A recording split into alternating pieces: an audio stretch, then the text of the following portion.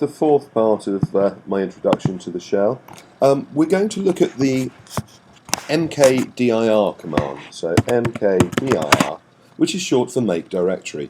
And that's exactly what it does. It will make a directory or a folder for us. So first thing I'm going to do is just to make a simple directory that I'm going to use to test things. So I'm going to make directory test dir, press enter. And you can see it's a silent command like most Unix commands. If it works, it's absolutely successful, it doesn't do anything. If I just do a quick up arrow and down arrow will bring back the commands that we've already typed, and try this again, you'll see now it says cannot create the directory because it already exists. So sometimes Unix commands will give us feedback, but generally they work silently and don't report back to us. Now I'm going to use the cd command to change into the tester directory, and if I type pwd, you can see that I'm now in the directory home jmacy tester. I'm now going to make some more directories. So we can also use mkdir and pass in multiple directory names all at the same time. So for convenience, I'm just going to create some very simple directories like that. And if I do an ls-l, we can see that we've got a series of directories now called A, B, C, D, E, F, G, H, and I. They're all created at the same time, and we've got the permissions here, which is I'll talk about now.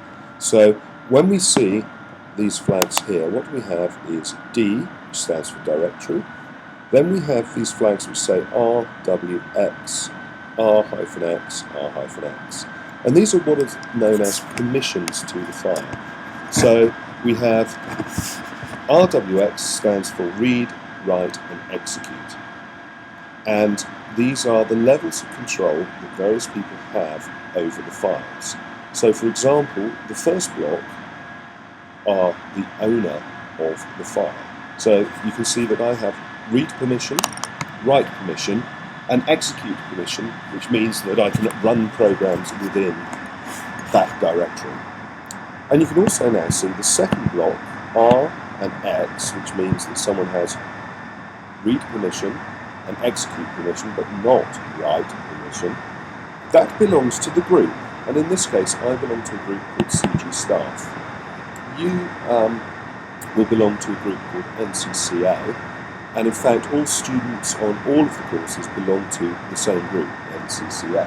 So it means that you can all share work amongst yourselves, as long as you set up permissions to these files. And then the last set of flags are known as the world flags, and that means anyone who has permission to log into the machine has a series of access rights, and in this case they read and execute as well. Now there are some command lines that we can execute to change these permissions, and I will go through those in a later video. But for now, you can see that we have this directory, and we have a series of them in this current directory called tester.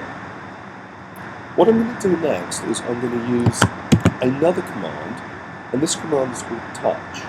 And what touch does is it will do one of two things.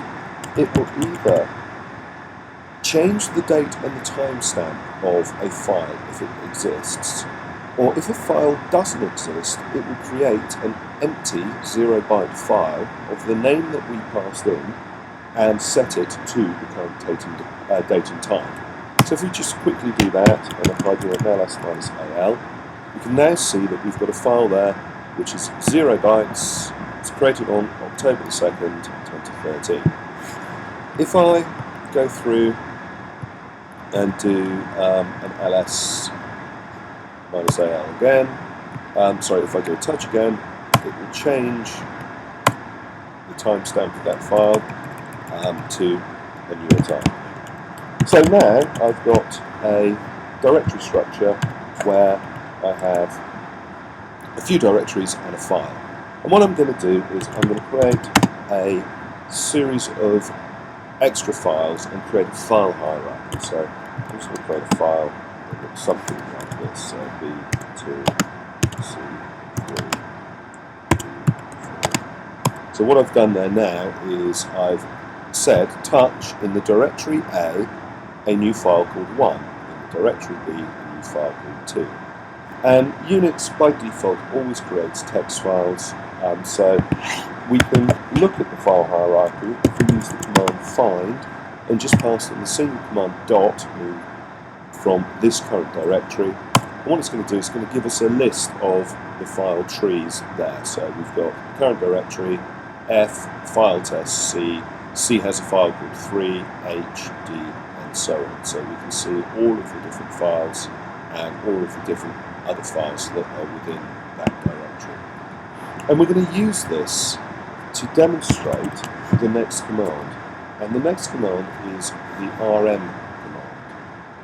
And I will do that in the next video.